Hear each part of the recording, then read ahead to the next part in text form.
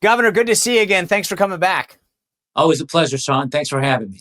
Good. All right. So your hometown here is in the news quite a bit. I wish you the best of luck tonight. The Bears get the big Monday night. There's a lot of attention that's going to be paid to Chicago here. Yesterday, the president went to the U.S. Open, and on his way there, he talked to the press a little bit about Chicago. I want to play you what he had to say. Why? Let me ask you. Yeah. Really higher than Chicago? You're not. Excuse me. Do you know how many people were killed in Chicago last weekend? 8. You know how many people were killed in Chicago the week before? 7. You know how many people were wounded? 74 people were wounded. You think there's worse than that? I don't think so. All right, so Governor, here's my question. You've been in elected office, especially, from Chicago. Your family, this is your bread and butter. How does any elected official in Chicago say that they're keeping the people of Chicago safe, knowing those statistics? Well, if they say it, they're lying, and they're knowingly lying, and that's what our current Governor Pritzker, is doing. It's what our current Mayor Johnson's doing. They're lying. And what's really unfortunate is the fact that this isn't some small lie. It's not a little white lie. This is a big lie. This is about life and death. People are being murdered every single day in Chicago. We average more than a murder a day in Chicago. And Sean, President Trump just gave you some numbers, but this immediate weekend, just yesterday, on Sunday, the numbers came in from Friday and Saturday. Another 5 people were murdered and 10 more were shot. And up until Saturday, a couple of days ago, there were 247,899 reported crimes in Chicago. That means we almost average close to 600 reported crimes a day. And for 13 straight years, Chicago has led the nation in the number of murders that we've had in our city. And so the fact that our mayor and our governor refused the help that's being offered by the president of the United States, it's immoral for sure.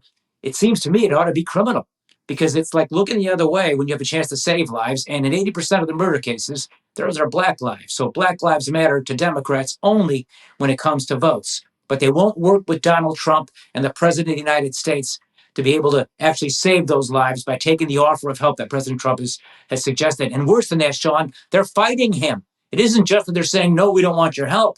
Pritzker has threatened to go to court and block this. It's remarkable. So, that's why I'm saying, remarkable in the sense that take any city, but you know Chicago through and through. If this was Barack Obama as president, and he was calling saying, hey, we got a problem here with Chicago and the crime, do you think it's just Trump, or are they that ignorant that they would still say no? And by the way, that was a really bad Barack Obama, I admit it. Well, not so great, but your point is also a little bit upside down. Obama would never do it. To answer your question, if it was Obama calling, they'd say, of course, we'd love to help. But Obama would never do what Trump is doing. You see, what President Trump is doing is really substantial, because he's the president of the United States. He doesn't need to get involved in these things technically. But he said the other day something that really moved me, because I did it myself when I was governor back in 2008, and I had suggested the National Guard to help Mayor Daley fight an epidemic in the same neighborhoods, the Black neighborhoods, the low-income neighborhoods, the neighborhoods where people are denied a good quality of life, largely because of the Democratic policies that don't want them to get up and out of those conditions and make life better for them. But President Trump said he has an obligation to do something, because the citizens of Chicago are his constituents too. So he has an obligation, he believes, a moral one, to save lives. The unfortunate fact is Obama would never do it. He would never want to get in the middle of something that could come back to bite him politically.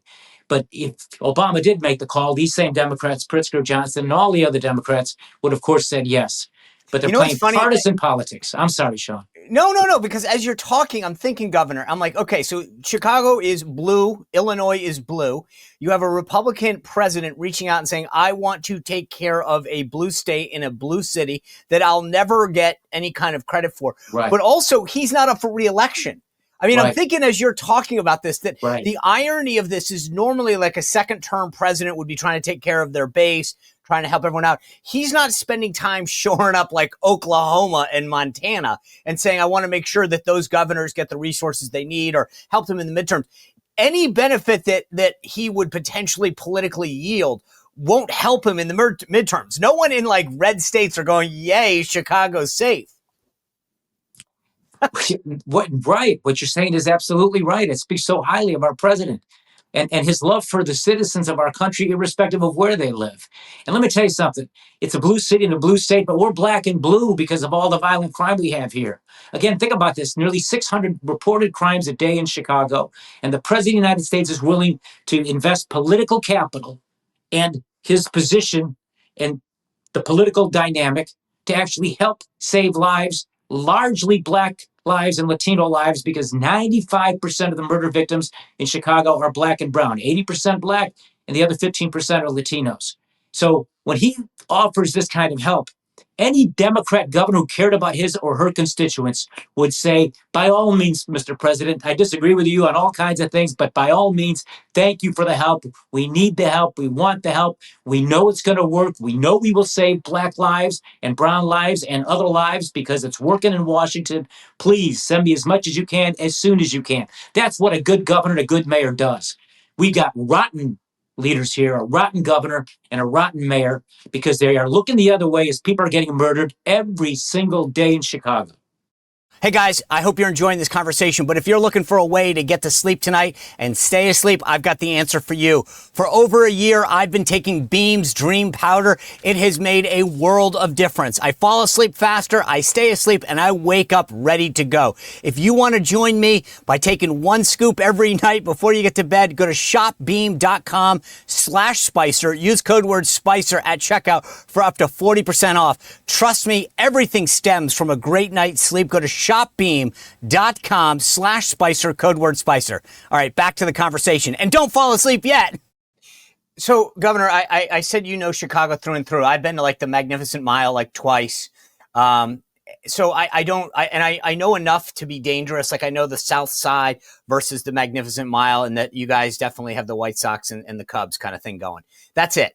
So walk me through, like, is this a white and black thing? Like, in other words, where is the majority of crime? Is it in the South Side of Chicago and largely black and brown neighborhoods? If you're a white citizen of Chicago, are you not as concerned? Or is this a Chicago-wide problem? Well, if you're worried about getting murdered, your chances are really bad if you live on the South Side of Chicago where black people live, on the West Side of Chicago where black people live, and on the Southwest side where the Latino communities are. That's where 95% of the murders are taking place. But this crime problem in Chicago isn't just about murders. It's citywide. For example, carjackings. My wife the other day was telling me how she was pumping gas, and she was very fearful because an SUV had pulled up, and she had a feeling that the people that were in that SUV, these young ruffians, might be apt to carjack her. Carjackings are citywide. And just the other night, Saturday night, on Michigan Avenue at the Rolex store, an upscale area, where Governor Pritzker, by the way, who inherited $1 billion or billions of dollars from the Hyatt Hotel family, where he lives, there was a smash and grab at the Rolex store to steal Rolex watches on Michigan Avenue, which is so vital to Chicago for tourism, the economy, and just the beauty of the city. But here's another fact about the city, which I think it's stunning when you think about Pritzker not accepting President Trump's help. In his neighborhood, the Gold Coast, notwithstanding the fact that our crime problem is citywide, but the murder problem is largely confined in the low-income, poor neighborhoods. Where Pritzker lives in the Gold Coast of Chicago, life expectancy, Sean, is 91 years, but 20 minutes south in the Englewood neighborhood, the heart of the South Side of Chicago, life expectancy there is 61 years. Pritzker has a security detail like I had when I was governor, so he and his family don't fear crime. Mayor Johnson has a security detail, so he and his family, they don't fear crime. But this is a city that's living in fear. And if you're on the South Side and the West Side, you fear actually being killed. If you live anywhere else in the city, that's not an impossibility, but you're largely fearful of being the victim of an armed robbery, a carjacking, a property crime, retail theft, things like that. And criminals aren't stupid. I spent 2,896 days, Sean, living with them for politics, not for crimes. So I know how they operate. And it's a criminal mind. It's an outlook of life. Their livelihood is the criminal enterprise. And they're always looking to see where the cops are. And when the cops aren't around, or when the cops are not politically protected, like they're not here in Illinois and in Chicago, because Pritzker and Johnson run away from the police, they know that's happening. So they become even more brazen because this is business for them. The gangbangers and the drug dealers, the ones that are working with criminals who came into our country illegally and are peddling fentanyl. These people, these criminals know that the cops aren't around that much. They're outnumbered almost 10-1 by the gangbangers. But more importantly, they know that the Democratic politicians, the governor, Pritzker, Johnson, our mayor, don't have the backs of the police. So they run roughshod over their neighborhoods and all over the city. So, like I said, I by no means an expert in Chicago. I've been there a handful of times. I've enjoyed it. I go for a walk down the Magnificent Mile. So let's say I flew in tonight or tomorrow night, and I'm staying at the Trump Hotel, which I've done before. Beautiful, but right downtown in that area. Would I feel safe walking that strip? Or would I have to worry about my safety? It's a real good question. What time of day are we talking about? Is this broad So daylight? let's say it's dinner. It's dinner. 8:00 at night. I finish dinner. Get there for a little early special, maybe. I don't know. 8:00 at night, and it's turning dark here about 7:30 at night. You have to be watchful. I wouldn't say you have to be paranoid, but I'd say you'd have to be watchful. But 20 minutes south, if you're in Englewood, don't be there. You might get shot. Okay, so you mentioned the cops. In D.C., I've talked to a lot of the police officers here. I've had an opportunity to go out and talk to some of the National Guardsmen, but this is a city that I've been around for 30 years. And when you talk to the cops, they'll tell you there's three things. Number one, the D.C. City Council decriminalized a lot of things, okay? So when they say crime is going down, no kidding. I mean, it's like if you go to a class and they stop taking tests, your grades aren't going to go down because, there's no more tests and quizzes. Number two, they'll tell you that at the scene of the crime, they're being told to either look the other way or ignore things. So, instead of a stabbing, it becomes a person was injured. So it doesn't go down as a violent crime. It just says a person had to be transported. And then number three, they literally caught a police commander here cooking the books, literally going in and taking the numbers off. In Chicago, in particular, what's the scenario there? Is it any of those three or all of the above?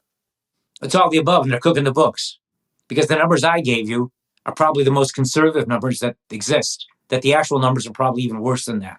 And the directive is coming from the mayor's office and coming through the governor, and he's getting the word from the DNC in Washington, D.C. You see, they don't want Trump in here to solve the crime problem and save lives because they don't want Trump to show them up. That's another cynical and sinister motive behind Governor Pritzker and Mayor Johnson. I'm telling you, Sean, these people ought to be thrown out of office, and maybe, who knows? I don't want to get too critical, but they need to be thrown out of office. The first duty of government is public safety, and for them to play politics like this about public safety, particularly when it comes to how it affects Black and brown people. Black lives only matter to these Democrats for votes. It's all baloney, and they don't want to change the situation or the conditions in those neighborhoods for fear they'll lose their votes. That's what this is all about. That's what's so disgusting about it. That's what they're doing. It's all politics, and it's terribly cynical, and it's so wrong. And these white, wealthy, inherited billionaires like Pritzker, the so-called limousine liberals, these are the people who Malcolm X talked about. See, what they're doing is they're segregating crime. Pritzker, in some respects, is a modern Democratic governor, not unlike George Wallace, the old segregationist from the pre-Civil War, civil rights era South, where Governor Wallace is standing in front of the schoolhouse door, not allowing two young Black students to get into the University of Alabama. And President Kennedy, a great Democrat, federalized the National Guard to force the governor to back down. We get the same situation here, only the facts are a little different. It's not getting into college. It's being able to preserve your life and your neighborhood when you have that right, inalienable right to life, liberty, and the pursuit of happiness. This is where Pritzker is standing in the way of saving lives. And in that respect, he's a segregationist and a racist, because this would never be allowed if it was happening in the white neighborhoods. Never be allowed. Right. And Pritzker is literally a billionaire, a white, rich billionaire. And he didn't make it himself, Sean. It was inherited money. That's right. His father or whatever founded Hyatt Hotels. And I understand there might be a little bit of controversy surrounding how he does with his family. But let me just ask you this. Johnson, the mayor, is Black. So why is he, what do other Black leaders think of this? Because to your point, you know this from local politics, from your family and from your upbringing, like the aldermen, those are the folks that are really connected to the neighborhoods. What do they think? Well, you know what they are? They're politicians first and public servants second. They're Democrats first and Americans second. Maybe not even second, maybe worse. They're more concerned about what the Democratic Party establishment wants rather than what their constituents and their communities need. And so the black political leaders largely, the elected officials, are largely along the lines of Mayor Johnson and Governor Pritzker, because this is all coming from Washington and the Democratic National Convention to stand in the way of giving Trump a political win by saving lives. You got to be kidding me. When I say these things, it's mind-boggling. These people ought to be all voted out of office. You know, I tried to do something when I was the governor back in 2008. I was roundly criticized, mocked, and even the local newspapers mocked me. But Mayor Daley, who was largely a very good mayor, but he had the same problem. But see, he didn't want to get involved in the black community or do the real hard things to make those neighborhoods safe because, see, they're afraid of George Floyd circumstances, where now suddenly a cop screws up or there's a bad cop and they do something really bad. And so rather than save 10 lives, they don't want to even run the risk of something bad happening, so they stay away from it. And then they start saying we need gun control. This is their solution to this. Or you march through the neighborhoods saying we're against gun violence and gangbangers, but they won't back the police. I'm laughing because it's so upside down. They won't back the police to actually go out and get those gangbangers. And so the cynical part of it, again, it goes to all about politics over public safety and over sound policy that works. If this wasn't working in Washington, that'd be a different story, but it's working. And there's no doubt about it. Common sense tells you the more police presence, whether it's the police or National Guard or federal law enforcement, the less crime there is. It's just basic common sense. 100%. All right, I asked you about the politicians. Let's talk about the cops. Like I said, when I talk to DC cops, they'll tell you, let us do our jobs. We became cops because we wanted to arrest bad guys, right? And they're not able to do it, or they have to downgrade the crime. When you talk to Chicago beat cops, what do they say? They say, a lot what you just said about the Washington cops. They say, well, they express their gratitude to me, frankly, and I'm grateful for that. I run through the neighborhoods, and a lot of the police will see me and they'll kind of pull up and they'll roll the window down. My pace is a lot slower now, Sean, than it used to be when I was younger. Listen, don't even get me started. When I say I go for a run, I think like that's one that I go, that's not even a jog. It's like a fast walk. No, I know. I mean, I'm running so slow. I'm worried Pritzker could beat me in a race. Not really. He could never do that. But I'm jogging along, and the police officers will come up, and they roll the window down, and they're so friendly and supportive.